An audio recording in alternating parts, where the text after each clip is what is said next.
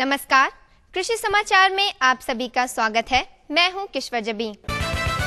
आइए सबसे पहले एक नजर डालते हैं आज के मुख्य समाचार पर। श्री विधि और बीज ग्राम योजना के तहत किसानों को अनुदान दे रही सरकार। खेतों की जुताई किए बगैर जीरो टिलेज से करें बिचड़ों की बुआई। और भिंडी की खेती कर रानी देवी ने पाई सफलता। कृषि को बढ़ावा देने के उद्देश्य से सरकार खरीफ के कई कार्यक्रम चला रही है, जिसमें श्री विधि बीज ग्राम जैसी योजनाएं शामिल हैं, जिसके तहत किसानों को अनुदान मुहैया कराया जाता है। इन योजनाओं की विस्तृत जानकारी दे रहे हैं वेंकटेश नारायण सिंह। श्री विधि से धान की खेती के लिए 2500 रुपया प्रति एकड़ के दर से अनुदान उपलब्ध करा रहे हैं। उसमें कंपोनेंट्स है, सीड ट्रीटमेंट, केमिकल्स है, इसमें जैविक खाद है, ये सब मिला करके उसके क्रय करने पर किसानों को 2500 रुपया देने का प्रोविज़न है। और उसका हम लोग RTGS से भुगतान करते हैं। इसमें जो राज्य संपोषित योजना है मुख्यमंत्री तीव्र बीज विस्तार, जिसमें कि हम लोग 6 किलो आधार बीज पर 90% उपलब्ध कराते हैं अनुदान, और उसमें जैविक खाद मुफ्त में हम लोग उपलब्ध कराते हैं। उसी तरह बीज ग्राम की योजना है जो आधे दाम 50% अनुदान पर दिया जाता है, और ये इससे हम अपने यहाँ नए प्रभेदों को उपलब्ध कराते हैं। हमारे बीज से संबंधित कार्यक्रम है। अनुदानित दर पर बीज वितरण मेरा बहुत ही बड़ा एक कार्यक्रम है, और सभी फसलों के बीज हम लोग अनुदानित दर पर उपलब्ध कराते हैं। इसके लिए बहुत ही सुगम व्यवस्था लागू की गई है, जिससे कोई भी किसान लेना चाहता है तो चिन्हित दुकान पर फ्लैक्सी वगैरह लगा रहता है। प्रखंड स्तर पर दुकानों को चिन्हित हम लोगों ने कर रखा है। कोई भी किसान जा कर के वहाँ से अनुदानित दर पर बीज प्राप्त कर सकता है। 10 रुपये पर केजी का अनुदान धान के केस में है। फसलों और सब्जियों में कीटों का लगना एक आम समस्या है, लेकिन समय रहते इसका उपचार नहीं किया जाए तो इसका असर उत्पादन पर पड़ता है। भिंडी में अगर लाल बग कीट लग जाए तो किसान भाई 1 मिलीलीटर मालाथियान को प्रति लीटर पानी में घोलकर छिड़काव करें। कृषि में इस्तेमाल किए जाने वाले उपकरणों में जीरो टिलेज एक ऐसा उपकरण है जिसके जरिए खेत को बुआई के पहले तैयार करने की ज़रूरत नहीं पड़ती है। इसे बैल द्वारा, इंसानों द्वारा और ट्रैक्टर से भी जोड़कर चलाया जाता है। ट्रैक्टर चालित जीरो टिलेज से बुआई करने से प्रति हेक्टेयर तेल की खपत में करीब 100 लीटर की बचत होती है। साथ ही साथ परिश्रम और समय की भी बचत होती है। कड़ी मेहनत और सच्ची लगन के बलबूते हाजीपुर वैशाली की निवासी रीना देवी ने खेती में सफलता हासिल की है। ये मौसम अनुसार विभिन्न सब्जियों की खेती करती हैं। फिलहाल इन्होंने भिंडी की खेती की है। खेती से इन्हें अच्छा मुनाफा हो जाता है। भिंडी में पैसा लगे छै, पानी पड़े छै, दवाई छिटाई छै, आ सब छिटा उठा के तब बने खेती में कहियो आमदनी होला कहियो ना होला। इसी से लड़का फेंका के पढ़ाते हैं, उससे जीवन चलता है। वही से माने फिर फसल हो जाता है, दूसरी फसल लगाते हैं। दर्शकों, अब आपको लिए चलते हैं मंडी की ओर, जहां आप मंडी के भाव में आई उछाल और गिरावट के बारे में जानेंगे। खीरा 30 रुपये प्रति किलोग्राम, परवल 20 रुपये प्रति किलोग्राम, टमाटर 30 रुपये प्रति किलोग्राम और नेनुआ 20 रुपये प्रति किलोग्राम। खीरा 30 रुपये किलो, 2400 के क्विंटल है। परवल 20 रुपये किलो, 1800 रुपये क्विंटल। और आइए अब लेते हैं मौसम की जानकारी। मौसम विभाग से मिली सूचना के अनुसार कल दिन में खिली धूप होने के साथ कुछ जगहों पर बादल छाए रहने का अनुमान है। अधिकतम तापमान 35 डिग्री सेल्सियस तथा न्यूनतम तापमान 29 डिग्री सेल्सियस रहने की संभावना है। दर्शकों, अभी आपने खेती की नई नई तकनीकों, मंडी भाव और मौसम के बारे में जाना। आइए अब हम आपको कृषि दर्शन के अगले भाग में लिए चलते हैं, जहां हमारे कृषि विशेषज्ञों द्वारा आप खेती से संबंधित विस्तृत जानकारी प्राप्त करेंगे। कृषि दर्शन कार्यक्रम के इस भाग में आप सभी किसान भाइयों बहनों का स्वागत है। किसान भाइयों, इस खरीफ के मौसम में अन्य फसलों के अलावा तिलहनी भी एक महत्वपूर्ण फसल है जिसकी खेती आप कर सकते हैं। जिन किसान भाइयों को तिलहन की खेती करनी है वे निश्चित रूप से तैयारी में लगे होंगे। ऐसे में यदि उनको इस विषय से संबंधित जानकारी मिल जाती है तो उनके लिए काफ़ी सहायक सिद्ध हो सकती है। इस विषय पर बातचीत करने के लिए आज हमारे साथ हैं डॉक्टर ब्रजकिशोर बिमल जी, जो वरिष्ठ वैज्ञानिक हैं कृषि अनुसंधान संस्थान लोहिया नगर में। नमस्कार सर।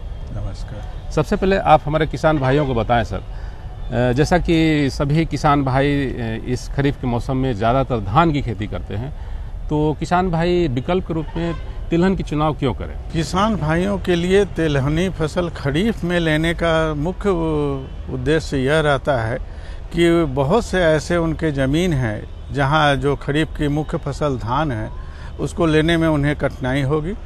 चूँकि धान एक पानी की ज़्यादा आवश्यकता होती है, उसी खेती में उस तरह की ही खेत में धान की फसल उगाई जा सकती है। लेकिन तिलहनी फसल मुख्य रूप से ऊंची ज़मीन पर आसानी से उपजाई जा सकती है जहां पानी का ठहराव नहीं होता हो।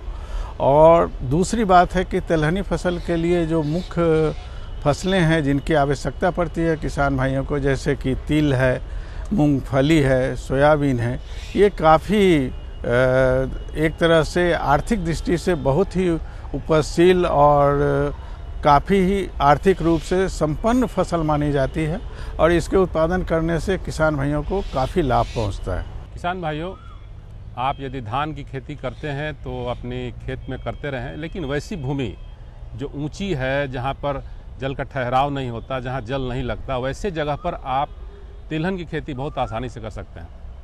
डॉक्टर साहब, इस तिलहनी फसल में क्या क्या कौन कौन सी फसल किसान भाई ले सकते हैं? खरीफ तिलहनी फसल में जो मुख्य रूप से फसलें आती हैं उसमें सबसे बड़ा योगदान मूंगफली का है। जैसा कि आप जानते हैं मूंगफली एक बहुत ही पौष्टिक अनाज है। और दूसरा जो सबसे महत्वपूर्ण फसल आती है वह है तिल। चूँकि तिल एक धार्मिक दृष्टि से हर जगह इस्तेमाल होता है, साथ ही तिल की अपनी भी बहुत सी गुण हैं। जैसे किसी तरह का दर्द हो, गठिया हो या इस तरह के दर्द में वो काफ़ी औषधि के रूप में इस्तेमाल होता है। और तीसरी फसल है सोयाबीन। यह काफ़ी पौष्टिक है। जैसा कि आप जानते हैं कि 40 से 42% इसमें प्रोटीन मात्रा पाई जाती है। साथ ही सोया मिल तेल के रूप में 20 से 25% तेल होता है और यह काफ़ी उपयोगी है और काफ़ी स्वास्थ्यवर्धक है, इसलिए इसका खेती की जाती है। चौथी फसल के रूप में अंडी को हम ले सकते हैं। अंडी फसल जो है जो काफ़ी ज़्यादा तेल की मात्रा होती है और तेल की मात्रा होने के कारण जितने भी कल कारखाने हैं उसमें जो भी लुब्रिकेंट तैयार होते हैं वो अंडी के फसल से हुई, इसलिए इसका जो बाज़ार भाव है काफ़ी अच्छा किसान भाइयों को मिलता है और यह बहुत आसानी से फसल किसान भाई उपजा सकते हैं। तो मुख्य रूप से खरीफ में बिहार में उपजाने वाली फसलें हैं, उसमें मूंगफली है, तिल है, सोयाबीन है और आपको अंडी है। किसान भाइयों, अभी समय हो चला है एक सूचनात्मक अंतराल का। अंतराल के बाद हम इस वार्ता को और आगे बढ़ाएंगे। ये लो और बताओ। बस। अरे ये क्या भैया जी, बस इतनी सी रासायनिक खाद? किसानी छोड़ रहे हो क्या? किसानी नहीं, नादानी छोड़ रहे हैं। मिट्टी की जांच कराई है। अब तो लालाजी जितनी जरूरत है उतने ही उर्वरक खेत में डालेंगे। हाँ, किसान भाई आज ही अपने जिले की नजदीकी भूमि परीक्षण प्रयोगशाला में मिट्टी की जांच जरूर करवाएं और मिट्टी में पोषक तत्व, नमी व पौधे के विकास को देखते हुए केवल जरूरत के अनुसार ही पोषक तत्व डालें। और हाँ, मिट्टी में गंधक, जस्ता, बोरोन जैसे सूक्ष्म पोषक तत्वों का पता लगाना भी न भूलें। उर्वरक और जैविक खाद के सही उपयोग से भूमि का उपजाऊपन बनाए रखें, उत्पादकता बढ़ाएं, खर्चा घटाएं और बहुमूल्य विदेशी मुद्रा बचाने में भी सहयोग दें। और हाँ, धीमी गति से नाइट्रोजन उपलब्ध कराने वाले उर्वरकों जैसे नीम लेपित यूरिया को प्राथमिकता दें और यूरिया का पत्तों पर छिड़काव करें। अरे वाह, तू तो सचमुच समझदार हो गया रे। अधिक जानकारी के लिए संपर्क करें जिला कृषि अधिकारी या किसान कॉल सेंटर।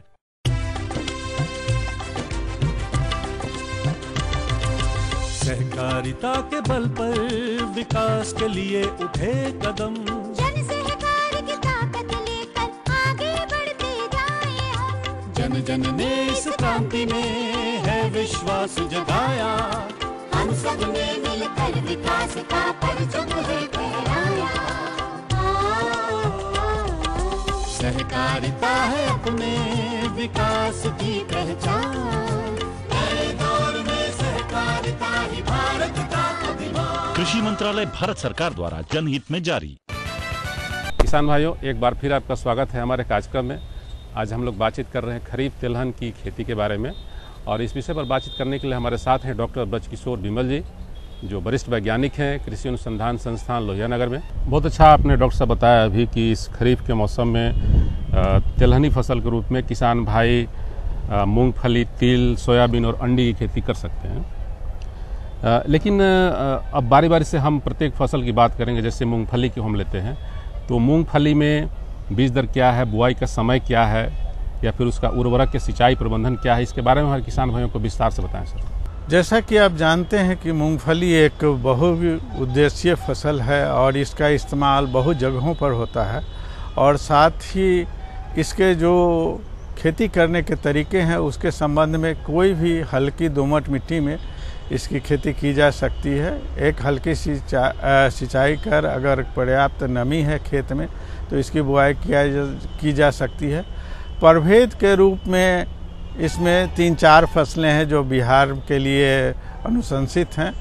उसमें हैं AK-12-24, कुबेर, फूले, प्रगति और M13। मुख्य रूप से ये जो 4 प्रभेद हैं ये काफ़ी उपयोगी हैं।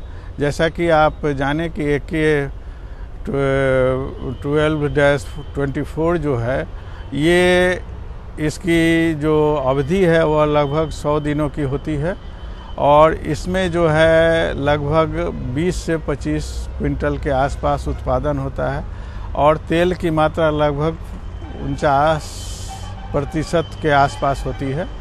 दूसरे भी प्रभेद हैं, उनकी भी लगभग उपज की अवधि है, फसल की अवधि जो है सो लगभग 100 दिनों के आसपास होती है, कभी 95 और 100 दिनों के बीच में रहती है, और इसकी भी उपज क्षमता 20 से 22 क्विंटल प्रति हेक्टेयर के आसपास आ जाती है, और इसमें भी तेल की मात्रा लगभग 50% होती है। और जैसा कि आप जानते हैं कि इसमें जो खेत की तैयारी के बाद एक हल्की खाद की आवश्यकता होती है। अगर आप NPK की बात करें, नाइट्रोजन, फॉस्फेट और पोटास, तो नाइट्रोजन, फॉस्फेट और पोटास में इसमें नाइट्रोजन की मात्रा 25 kg प्रति हेक्टेयर की दर से देनी चाहिए, जो बुआई के समय ही खेत में मिला देना चाहिए। फॉस्फेट की मात्रा लगभग 50 होती है, P2O5 जिसको कहते हैं फॉस्फेट स्फूर, उसको 50 kg प्रति हेक्टेयर की दर से डाला जाता है, और पोटास की मात्रा लगभग 25 kg प्रति हेक्टेयर की दर से दी जाती है। ये सारे उर्वरक, रासायनिक उर्वरक के अलावे भी आप इसमें कम से कम गोबर के खाद जो लगभग 10 टन प्रति हेक्टेयर के दर से डालें तो मिट्टी की उर्वरा शक्ति बनाए रखती है, साथ ही उपज देने में काफ़ी सहायक होती है। और तीसरी बात जो सबसे ज़रूरी है खाद के मामले में वह है कि स्फूर में जो भी किसान भाई स्फूर के देते हैं या फॉस्फेट देते हैं उसमें निश्चित रूप से सिंगल सुपर फॉस्फेट देना ज़रूरी है। जैसा कि आप जानते हैं तिलहनी फसल में सल्फ़र का उपयोग अगर नहीं हो या सल्फ़र की खेत में कमी पाई जाती है तो तेल की मात्रा सीधा घट जाती है। इसलिए इस बात का विशेष रूप से ध्यान रखना चाहिए कि जहाँ कहीं भी हम तिलहनी फसल लेते हैं उसमें सल्फ़र पर्याप्त मात्रा में खेत में हो, तो किसान भाइयों अलग से सल्फ़र देने की आवश्यकता नहीं है।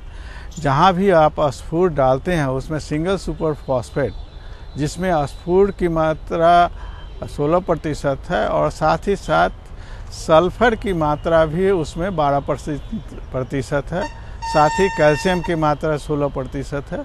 तो ये बहुत ही कारगर खाद है। चूँकि सिंगल सुपर फॉस्फेट किसान भाई बहुत कम इस्तेमाल करते हैं फॉस्फेट के रूप में, ज़्यादातर DAP इस्तेमाल करते हैं, लेकिन मेरा किसान भाइयों से अनुरोध होगा कि कम से कम तिलहनी फसल में जहां सल्फ़र की मात्रा उनको चाहिए खेत को तिलहनी फसल के लिए, ऐसा देखा गया है, बहुत सी शिकायतें आती हैं कि तिलहनी फसल में तेल के लिए हमारा अनाज तो काफ़ी हुआ, लेकिन जब हम उसको तेल निकालने के लिए गए तो तेल की मात्रा काफ़ी घट जाती है। तो ये ऐसे नहीं हो, इसके लिए जो तत्व रिस्पॉन्सिबल है वो है सल्फर, इसलिए सिंगल सुपर फॉस्फेट का ही इस्तेमाल करना चाहिए। ये हुई खाद की मात्रा। जैसा कि आप जानते हैं बीज दर इसमें है लगभग 80 केजी प्रति हेक्टेयर के दर से बीज दर इस्तेमाल होता है। अगर दाना छोटा है तो बीज दर 75 केजी होगी। अगर ज़्यादा मैंने जैसे फूले प्रगति उसका दाना थोड़ा बड़ा होता है तो उसको 85 केजी प्रति हेक्टेयर की दर से भी आप डाल सकते हैं। ज़्यादातर इसमें सिंचाई की आवश्यकता खरीफ फसलों में विशेष रूप से ध्यान नहीं दिया जाता है। फिर भी अगर जहाँ कहीं भी मौसम वर्षा नहीं हो तो खेत में पर्याप्त नमी रहे, इसका हमेशा ध्यान रखना चाहिए। और ज़्यादा खेत में पानी का जमाव भी नहीं होना चाहिए। जहाँ कहीं भी मूंगफली के खेत में अगर पानी का जमाव होता है तो उसका उत्पादन, उसके फलन, चूँकि ये ज़मीन के अंदर फल देते हैं इसलिए इसका फलन पर पूरा प्रभाव पड़ता है। इसलिए किसी भी कंडीशन में पानी का जमाव नहीं हो, पानी आए या सिंचाई आप दीजिए और 3-4 घंटे के बाद पानी जो है सो सूख जाना चाहिए। विशेष रूप से खरपतवार नियंत्रण की इसमें आवश्यकता नहीं पड़ती, चूँकि ये काफ़ी फैल जाता है ज़मीन में और खरपतवार को क्रॉप कंपटीशन के कारण नहीं होते हैं।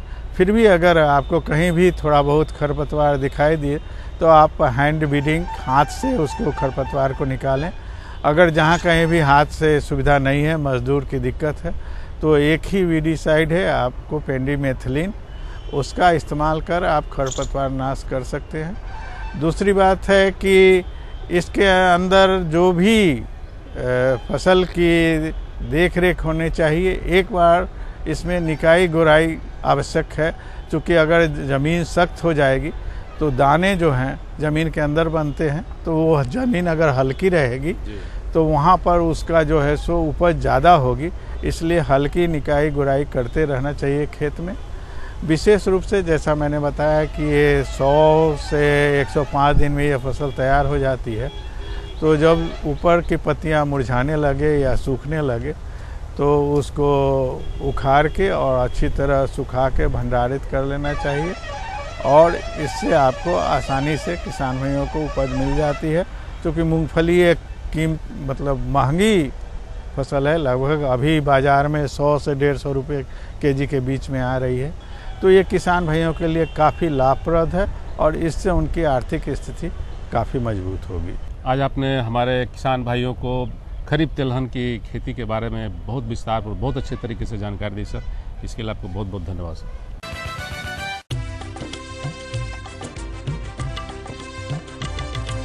सहकारिता के बल पर विकास के लिए उठे कदम, जन सहकार की ताकत लेकर आगे बढ़ते जाएं हम। जन जन ने इस क्रांति में है विश्वास जगाया, हम सब ने मिलकर विकास का परचम है फहराया। दूर जहां सूरज उगता उस धरती से मैदानों तक, हिम शिखरों की श्वेत बर्फ से हिंद महासागर तक। श्वेत क्रांति हो हरित क्रांति या ग्राम विकास की बात, एकता ही धर्म हो अब चाहे दिन हो या रात। हिंदू मुस्लिम सिख ईसाई सबने कदम बढ़ाया, हम सब ने मिलकर जब ये अभियान चलाया। कृषि मंत्रालय भारत सरकार द्वारा जनहित में जारी। क्या करूं? हाँ मैं ऐसे ही करूंगा। हाँ अच्छा मैं जा रहा हूँ। अच्छा जी जी जी हाँ जी जी जी। किससे बात कर रहे थे इतना हंस कर? किसान कॉल सेंटर, विशेषज्ञ से खेती के बारे में सलाह ले रहा था। सुबह भी रात को भी? किसान कॉल सेंटर सुबह 6 बजे से रात को 10 बजे तक खुलता है। रविवार को भी? हाँ भाई, साल के 365 दिन खुलता है। और इतना फोन का बिल कौन भरेगा? अरे किसान कॉल सेंटर की सेवा मुफ्त है। पर तुम ये सब क्यों पूछ रही हो? मैं तो कुछ और ही समझी थी। किसान भाई कृषि संबंधी समस्याओं का अपनी भाषा में तुरंत समाधान पाने के लिए पूरे भारत में किसी भी फोन से राष्ट्रीय हेल्पलाइन नंबर 1800-180-1551 पर संपर्क करें। किसानों का दोस्त किसान कॉल सेंटर।